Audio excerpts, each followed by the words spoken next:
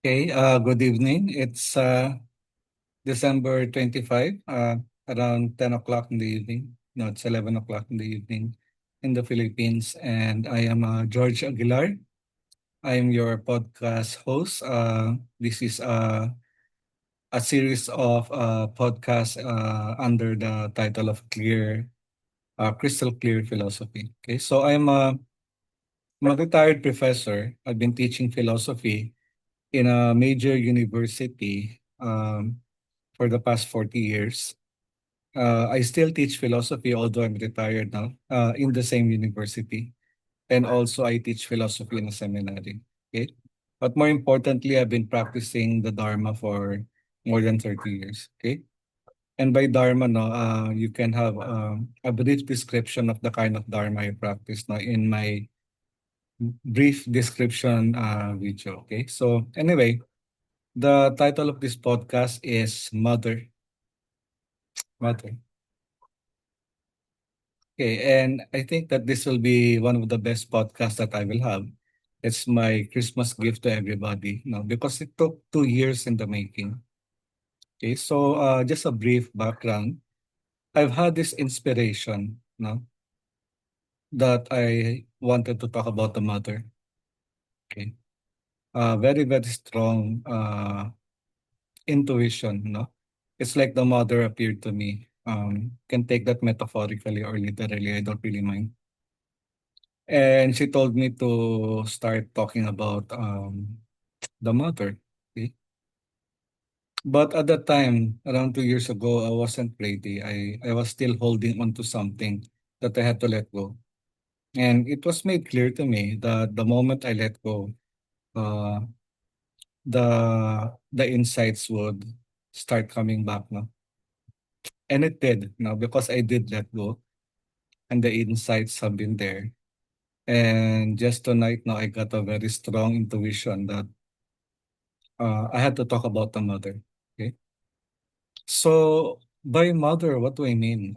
Mother Mary, uh, the black, uh, the Black Madonna, um, Isis, Mary Magdalene. Okay, all of these are manifestations of the Divine Mother. Okay, and so let me try to describe the Divine Mother by giving more or less some stories about the mother. Okay. So, causes and conditions, or in Christianity, we call it creation, happened when the Purusha, which is consciousness, and Prakriti, which is Prajna, okay, Prajna, or creativity, creative energy, uh, came in contact with each other. Okay, so this is basically Vedic philosophy. And Buddhism did come from it did have a Vedic heritage, okay? It was influenced heavily by the Vedanta. Okay, anyway, I'm just trying to describe what the divine consciousness or the divine mother is. Okay, so one of the schools, one of the ancient schools called this divine mother, Prakriti, uh, Purusha being the male principle or consciousness, and Prakriti is wisdom.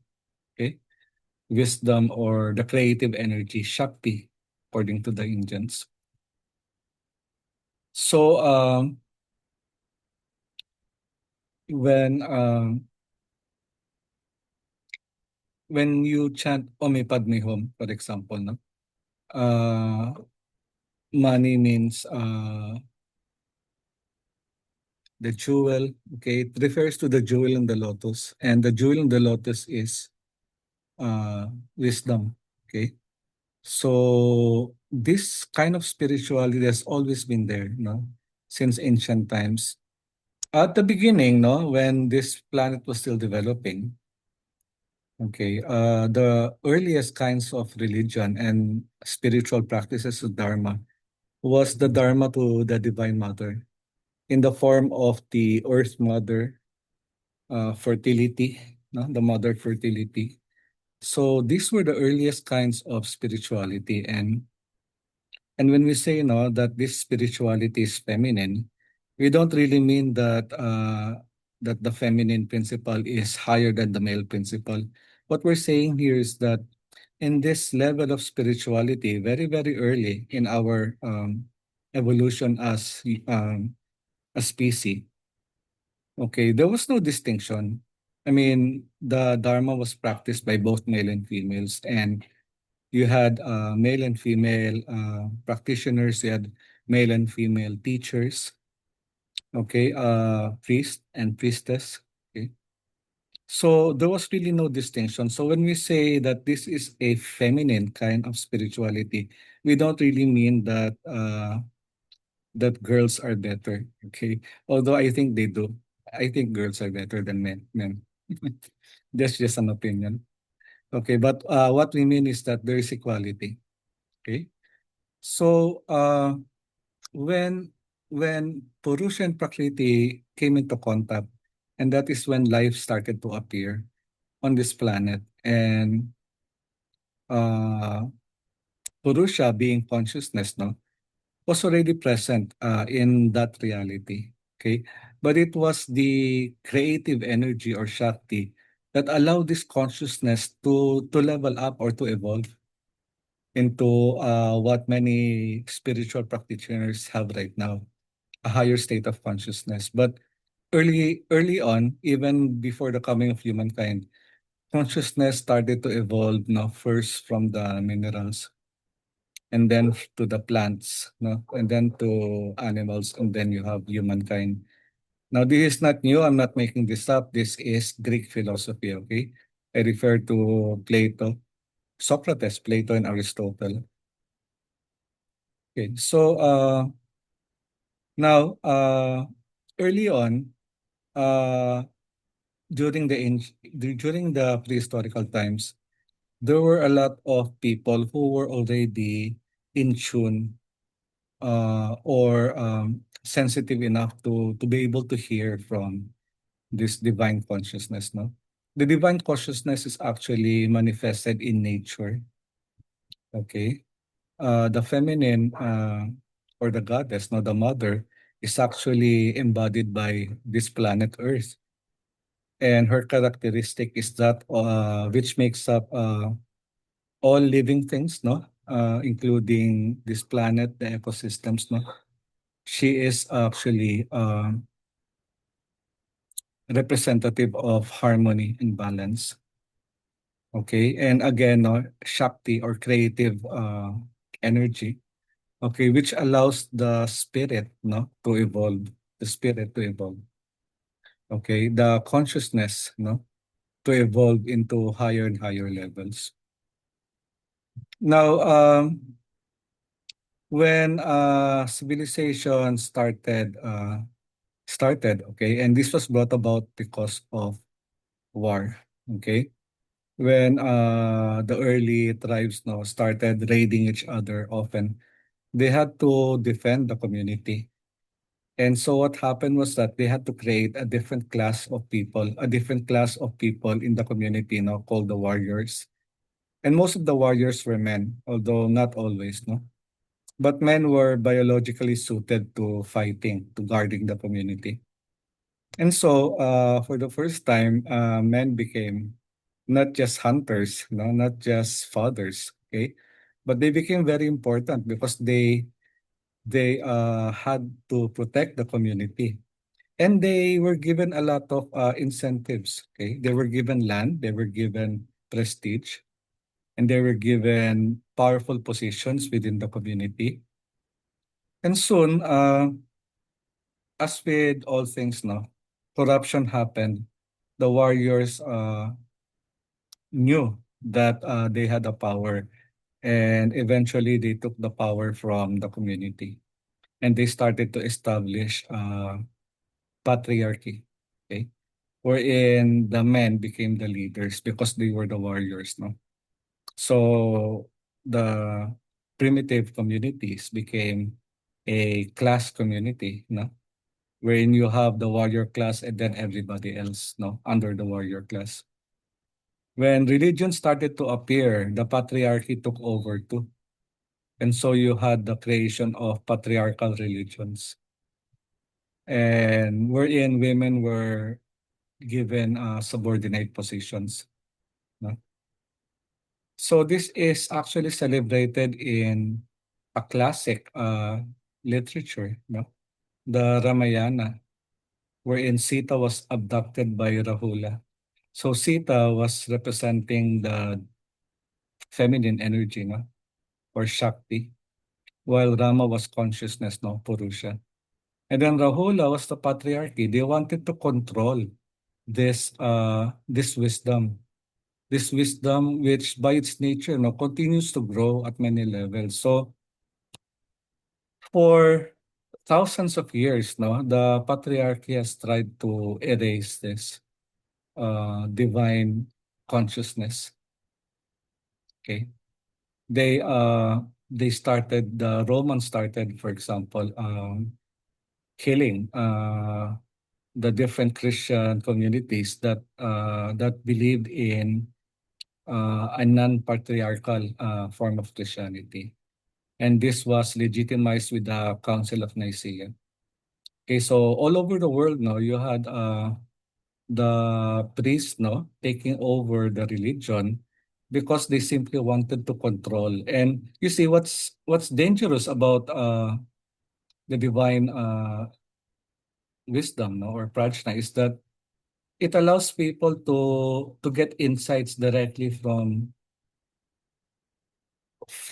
within, no? Directly from nature, directly from the divine. Okay? People who are sensitive to the Divine Mother can find insights no, from just a pebble or a stone, or a gem, or a stream, or a tree. Every living thing no, in nature no, is trying to speak out, trying to tell us something, which will allow our consciousness to grow. Okay, this is the nature of the divine energy. And so the patriarchy the, uh, was very afraid, no? They were dreading this kind of um, spirituality because it will allow people to develop their spirituality without the hierarchy. They didn't have to listen to the priest anymore. They didn't have to listen to or to read the dogmas, no, the dogmatic books or literature. And so this was actually very frightening. And even today, the patriarchy is there. The patriarchy being uh, uh, the global economy.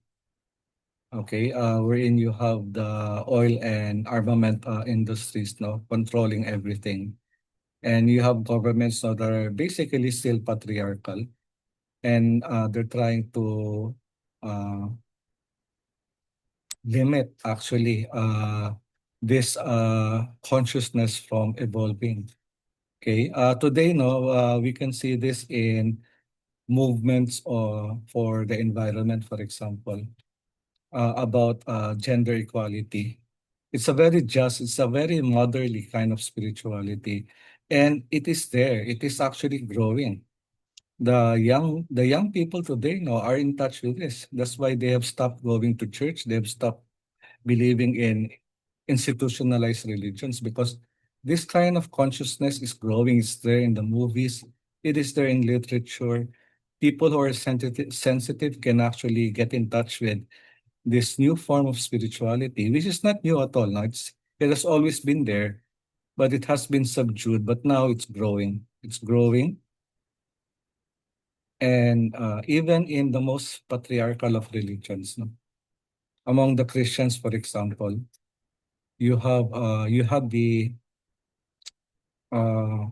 a sort of the Christian religion becoming more community based, and then you have lay leaders no, who are both male and female, and gender is becoming less of an issue when it comes to religion.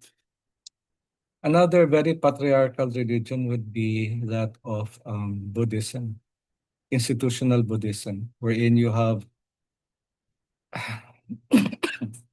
temples, no, mainly composed of bhikkhus and bhikkhunis, monks and nuns, okay, wherein the monks, no, would take the uh, administrative positions, no, they would be the leaders, no, administratively. Not that they were better spiritually, but being a very patriarchal. I mean, Buddhism coming from patriarchal background, no, has retained that patriarchal nature, and you can see this, no, because you have the nuns, no, who are not less developed, no, from their male counterparts, but they take on more submissive roles. Okay. Uh, and yet, no, there is actually a revolution that has been ongoing, no, within Buddhism. The past centuries, no, there was this growing devotion to Tara, and this developed, no, not in Tibet, no. Actually, the roots of Tara would be in the Silk Road, okay, in the kingdoms, no, uh, that that is now Afghanistan, no, Nepal, Bhutan, uh, and farther west, no. These were Buddhist kingdoms, and the belief in Tara or the mother became very, very important, no, especially among the merchants, no, who had to travel a very, very dangerous route, no, to bring goods to the west. Okay.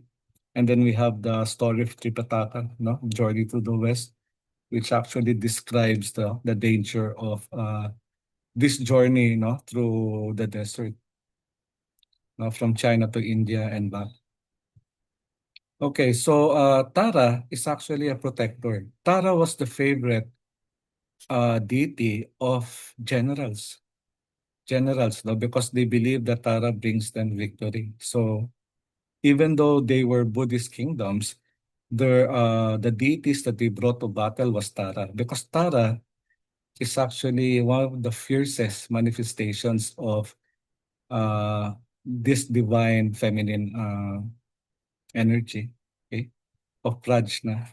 Okay, so Tara developed into a form of Buddhism that is centered on a feminine figure. Okay, although Tara in actuality is neither male or female. Okay, Tara can also appear as Avalokiteshvar or Chenresig, no? Tara also appears as um, the Kuan Yin, no? Kuan Yin Pusa of the Chinese, no, the mother. Okay. So in uh, in honor of the mother, I would like to have a series of discussions with regards to the mother. Okay, the mother is actually there, and she will become more and more important uh, in this quest towards higher levels of enlightenment. Okay, in the journey towards liberation, the mother will play a more important role collectively, and we can already sense this, no? A new form of spirituality is out there, and it's shaking the roots of institutionalized patriarchal religions, okay? And also individually, I feel that the mother is becoming more and more important to our own spiritual practices, no? Because as we practice the Dharma, our consciousness will grow, wisdom will lead us into more clarity, higher states of consciousness, no? And this is the doing of the mother. The mother. Okay, so for me, the mother appeared to me or appears to me as Shakti, Kali, no, or Durga, and also as Tara. Okay, and she is a very important part of my spirituality. So I hope that this was able to generate some interest from the viewers. Please don't hesitate to send me comments or questions. No, we can always discuss these things. So this is all for now. Gasho Mitoho.